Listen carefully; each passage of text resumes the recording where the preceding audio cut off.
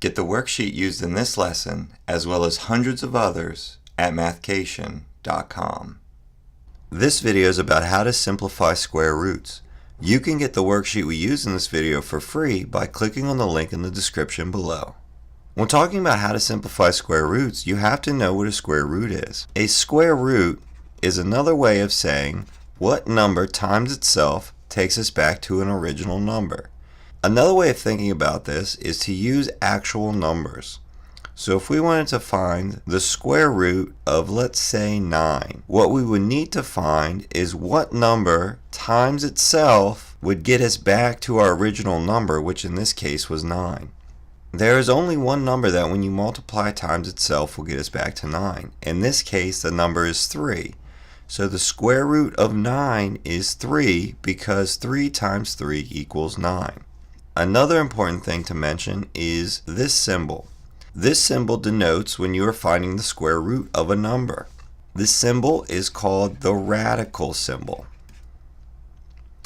Anytime you see the radical sign with a number under it, what that means is you are looking for the square root of that number. If you see the radical sign and then 16 under it, what that's saying is you need to find the square root of 16. Or in other words, you need to find the number that when multiplied times itself gets us back to 16.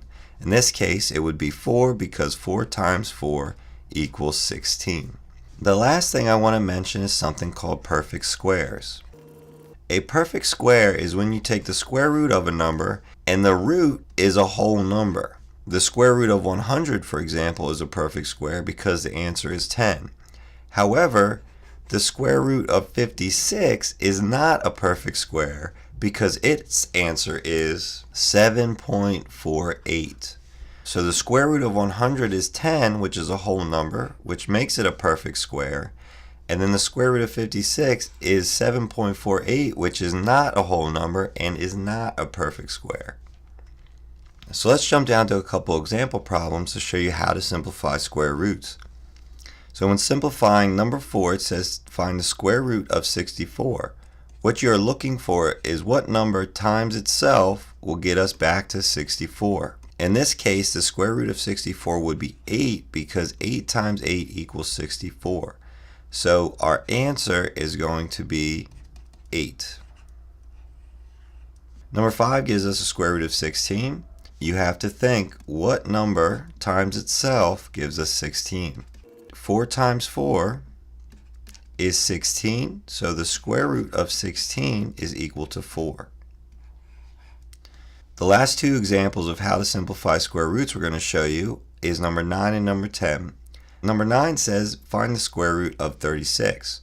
Well, the square root of 36 is going to be 6 because 6 times 6 is 36. Number 10 says find the square root of 4. The square root of 4 has to be 2 because 2 times 2 is 4. If you found this video helpful, make sure you drop a like, subscribe to our channel, or check out our website for more premium math content. Thanks for watching.